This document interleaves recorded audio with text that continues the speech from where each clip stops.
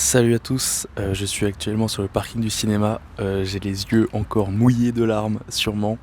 Je viens de voir Free Guy, réalisé par Shawn Levy. Shawn Levy qui a notamment fait la trilogie de La Nuit au musée. Ce sont vraiment des films d'enfance que j'ai regardé beaucoup de fois dans ma jeunesse, donc c'est un réalisateur que je connais un petit peu. Free Guy, ça raconte simplement l'histoire de Guy, un homme qui travaille dans une banque, tout simplement, qui a une vie tout à fait normale, et qui va se rendre compte un jour qu'en fait il vit dans un jeu vidéo et qu'il est juste un PNJ de ce jeu vidéo. Les PNJ, vous savez, c'est les personnages dans les jeux vidéo qui sont là pour donner vie au jeu tout simplement. Ce sont des ordinateurs qui sont juste là pour décorer, qui sont programmés pour faire des choses répétitives tout le temps. C'est ça qui fait croire aux joueurs qu'il est vraiment dans un monde réel, quoi. C'est ça qui, comme je l'ai dit juste avant, qui donne vie aux jeux vidéo. Mais Guy, lui, il va tomber amoureux d'une vraie joueuse, et le jour où il va s'en rendre compte, ça va un peu tout bousculer. Et à côté de ça, il y a plein d'autres histoires dans le vrai monde, et du coup, tout va partir un peu en cacahuète. Buddy, if we're not real, doesn't that mean that nothing you do matters? I am sitting here with my best friend trying to help him get through a tough time. Now, if that's not real, I don't know what is.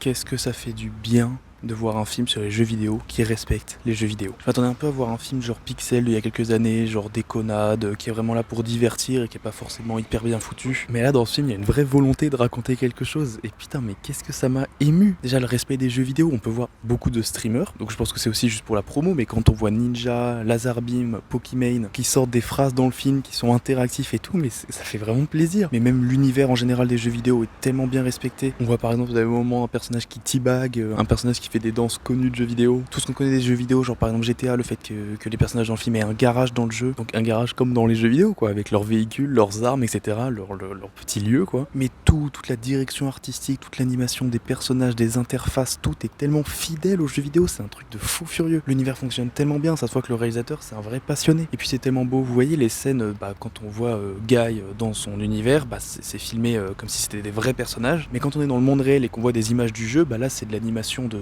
jeux vidéo, et c'est tellement bien fait. Enfin non, l'animation est un peu dégueulasse, vous voyez, c'est volontaire, c'est un jeu pas forcément beau, mais du coup quand on voit Guy dans le film et qu'après on passe dans le monde réel et qu'on voit Guy sur les écrans du monde réel, on voit comment il est fait et tout, c'est tellement, je sais pas, c'est un truc sincère, c'est tellement agréable. Il y a une scène aussi où on voit les développeurs du jeu qui vont dans le jeu avec leurs personnages et qui jouent normalement tout ça, ils veulent régler un problème et du coup ils jouent avec leur personnage et à un moment ils arrivent pas trop à contrôler la situation, du coup ils activent le God Mode. Le God Mode dans les jeux vidéo c'est quoi? C'est quand tu peux tout faire comme si t'étais un dieu en fait. Et du coup le God Mode on peut l'avoir en étant soit un hacker qui hack le jeu, qui arrive à coder ça, soit en étant le développeur quoi, le développeur du jeu qui peut faire ce qu'il veut parce que c'est son jeu. Et du coup il passe en God Mode, il commence à faire des trucs impossibles, tout ça, mais c'est plein de petits détails comme ça qui sont tellement fidèles à l'univers des jeux vidéo. En parlant des développeurs, j'ai trouvé que le film passait pas mal de beaux messages. Il était pas mal engagé à certains moments, comme par exemple le chef de la compagnie de jeux vidéo, qui est un peu le méchant du film, et qui veut sortir absolument le volume 2 de son jeu vidéo, et qui du coup pousse les développeurs à travailler à fond. Et du coup ils sont là en mode oui mais c'est buggé, c'est pas fini, etc. et tout. Et du coup c'est une vraie critique d'un vrai truc qui se passe dans les jeux vidéo aujourd'hui. C'est qu'en fait les grosses compagnies commencent de plus en plus à pousser les employés. On voit des industries comme Rockstar où les employés travaillent 1000 fois plus que ce qu'il faudrait. Ils sont poussés à bout, les jeux vidéo sortent trop tôt parce qu'ils veulent absolument faire de l'argent au plus vite. Du coup les jeux vidéo sont buggés comme on peut l'avoir eu cette année avec Cyberpunk 2077. L'attente était trop forte, ils ont voulu sortir le jeu vidéo trop tôt et au final ça donnait un truc injouable. Et c'est des vrais problèmes qui arrivent de plus en plus mais qui ont toujours eu lieu, et voilà, le film en parle très très bien. Et toujours de manière très juste et subtile. Il y a un moment aussi où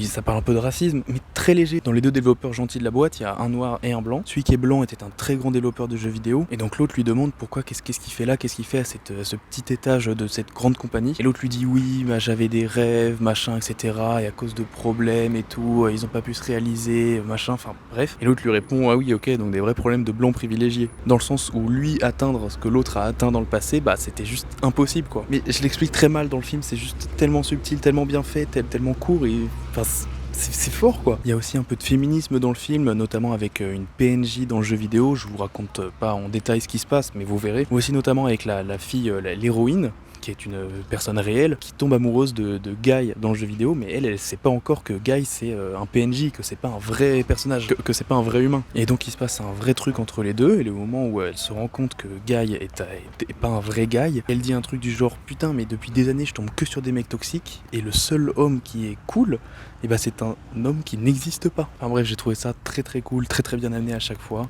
Le film sur ces points est génial. J'ai trouvé la réalisation du film tellement bonne. C'est dur de faire un truc pareil sans que ce soit cheap et ça l'est pas une seule seconde. La 3D est incroyable, les plans sont incroyables, il y a des plans séquences, des trucs de fou furieux, je vous jure, c'est jouissif visuellement. J'ai pris une vraie claque, il y a de ces idées folles à chaque scène. Ryan Reynolds est tellement juste et tellement parfait pour ce rôle. C'est toujours un peu son personnage cliché qu'il y a dans chaque film, mais là il y a un truc en plus, il y a un vrai truc émouvant. Quel bonheur de retrouver Joe Keery dans les personnages principaux. Joe Keery qui est un de mes personnages préférés de Stranger Things. Et Stranger Things c'est une de mes séries préférées et c'est même une des seules séries que je regarde en fait. Son personnage est trop cool et totalement différent de ce que je connais de lui. Donc ça prouve que c'est un excellent acteur et là voilà, j'ai adoré. Il y a aussi Taika Waititi qui joue le méchant du film. Si vous le connaissez pas, c'est celui qui a réalisé notamment Jojo Rabbit ou alors un ou plusieurs épisodes, je sais plus, de la série Mandalorian et plein d'autres trucs. Il a réalisé aussi Thor Ragnarok et j'ai déjà vu plusieurs fois dans des films, notamment dans The Suicide Squad où il a un petit rôle et tout, mais là vraiment il joue le méchant, il a un gros rôle. Il est trop fort, il est trop cool, mais vraiment ce film c'était du sucre, du miel, un délice,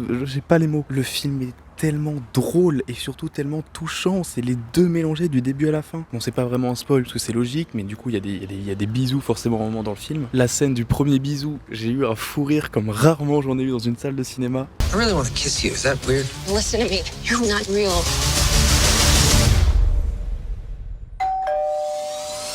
Et la scène du deuxième bisou, j'ai pleuré, mais comme rarement j'ai pleuré au cinéma. J'ai été ému à vraiment plein de moments différents dans le film, ça c'est fou. En plus le message du film est tellement cool, parce qu'en fait le truc c'est que Guy, qui est un PNJ, qui est un robot qui n'existe pas en vrai quoi, et bah il devient un peu vivant, il devient un peu humain le moment où il rencontre la fille. Pourquoi, ça je vous laisserai découvrir à la fin du film. En gros le message voilà, c'est le moment où il a rencontré la bonne personne, il a commencé à devenir vivant. Et c'est tellement bien écrit, je vous jure, j'ai les larmes qui reviennent, c'est bon. Un autre truc qui est aussi en même temps touchant et en même temps drôle, ça dépend des situations, c'est que le héros, il s'appelle Guy. Et Guy, en anglais, ça veut dire quelqu'un, quoi.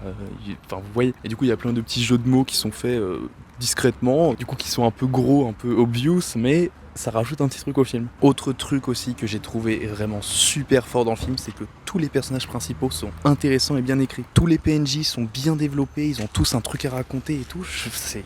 C'est vraiment fort. Puis si vous êtes quelqu'un de la commu jeux vidéo, de la commu streaming, etc., c'est vraiment un film pour vous. Ça m'a fait penser forcément à Ready Player One de Spielberg d'il y a quelques années, qui est pareil, un film totalement culte, totalement parfait. Mais là il y a des trucs comme par exemple un moment où, je vous spoil pas le contexte, mais à un moment il y a un bouclier de Captain America qui sort dans le jeu vidéo. Il y a la musique des Avengers qui joue, et là on voit l'acteur de Captain America, donc Chris Evans, qui est sur son téléphone, qui regarde la scène et qui fait « Mais pour qui il se prend ?» Non mais je vous jure, c'est que des trucs, mais...